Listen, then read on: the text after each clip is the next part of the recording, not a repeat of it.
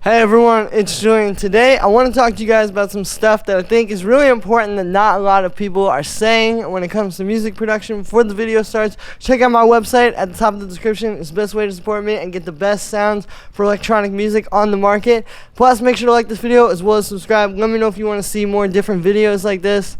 I'm going to stab in. We're going to be talking about the only gear you need to make music, which is right behind me, this computer, and why hardware a lot of times can actually add a lot of problems. So, the first thing I want to say here for this video is that the DAW was designed to solve a lot of the problems of hardware, right? You know, when it comes to hardware, you have to sync it with MIDI, you have to record it somehow, you have to have that recording in a method where you can easily edit it later, right? So like not on tape, for example, where you're pretty much stuck.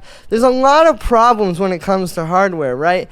And this is literally the reason why they made DAWs. Like pretty much as soon as computers could handle it, someone said, okay, we got to get started here making this work for hardware, because the truth is hardware, again, it has a lot of problems. It has some magic in it, I think, and it definitely has, there's something to that tactile feel, right? You know, you can see I've got this rack behind me. It's got my pedal board and this Sub 37. And that's about all I can really use for hardware these days, because again, there's just a lot of hardships that it adds to your process. And in a time when that was all they had, sure, like you would just sort of suck it up and make those hardships work.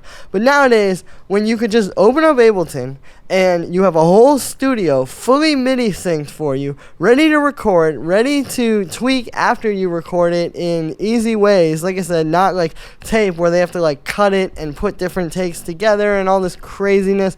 You know, when you have this but right next to you, and then you want to go and do all this and have it all, you know, have a drum machine playing the drums and something playing the bass line on a sequencer while you're, it's just such a nightmare, in my opinion, when we live in a world where we have this computer that's just set up. Again, the DAW is already MIDI synced. It's already ready to record everything you do. You can tweak everything you do. Like, you need to start viewing the DAW kind of as like the ultimate hardware, I think, because again, it solves all these problems that you're going to have the second you start trying to use hardware. And a lot of people talk about, oh, like, you know, I don't like sitting there and clicking on a screen and all this and that.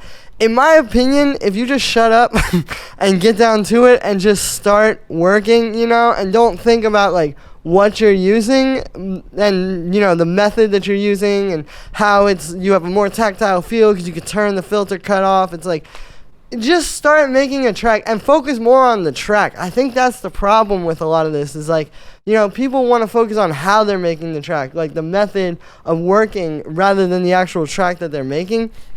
And that's where you start to get lost in like, oh, I need a tactile feel and I have to, you know, hit some pads or something. Like, you really don't, man. Like, a lot of great songs have been made just with a laptop. And honestly, that's more freeing if you really think about it, right? You know, I went down this road for sure for the past few years of just looking at hardware and kind of trying to figure all this stuff out and see how it could work for me.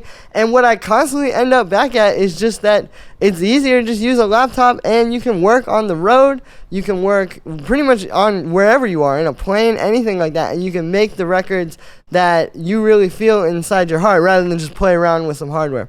So the other thing that I think is really important that I've definitely learned on my little rabbit hole down this hardware journey is essentially that we do live in a golden era for hardware, right? And for music creation in general. I mean, just with being in the time where we have the laptop, right? It's amazing. But the problem with that is that it's also inextricably tied to capitalism, right? And so what's going to happen is you're going to have a lot of people make products just to kind of sell numbers rather than actually because it's something useful, right? Like back in the day, like, okay, let's say in the 80s, right? When Roland dropped the 808, it was like, whoa, the 808, like an actual revolution, like very good sounds, very accessible, at least at that time, right? You know, you can tweak them. It's all right there for you. You can easily plug it into any kind of tape machine, anything like that.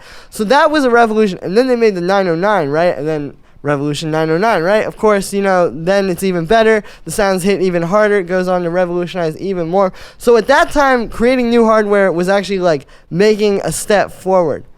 But then nowadays, you have somebody come out with like this sampler And then 2 months later, it's the same thing.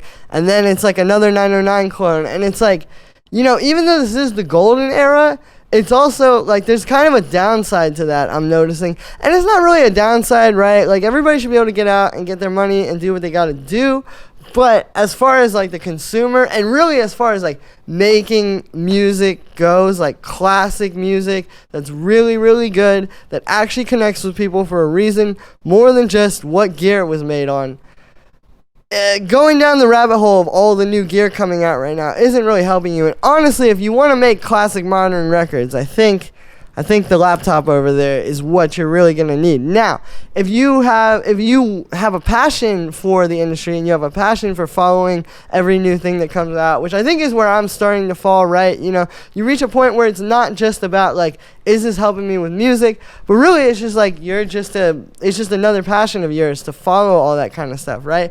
So that you really got to keep that in mind, man. You know, even though it is the golden era of hardware and of music creation, it also kind of has a lot of capitalistic tendencies that I think kind of hurt the music production when you're just obsessed with like what you're using. And then this also kind of jumps into my next point, which is like, you know, as soon as you try to step out of the box to hardware, right? Because we all pretty much, if you're starting to make music in 2023, I would say most times you're just going to use whatever computer you have and download a DAW and try to get started and at least figure out the concepts with that before you go and drop all this money on hardware. But the thing is, as soon as you step out of that box, right, and you start out on the DAW and you're so used to this perfectly MIDI sync studio that has a tape machine in it that'll record everything, you can tweak the tape machine, you know, all that kind of stuff that I was saying before. As soon as you step out of that box, you start running into a lot of problems, right? I mean, oh, let's just say you just want to have a drum machine and like a bassline sequencer. Okay, well now you have to think about like how are those gonna MIDI sync? Like, is the synth that I'm using for my bassline, is the sequencer on it perfect? Like, you know, a lot of times with this hardware it's not perfect. So it's like sometimes it'll sound good when you're testing it in your studio and then you take it out live and all of a sudden the MIDI sync isn't working or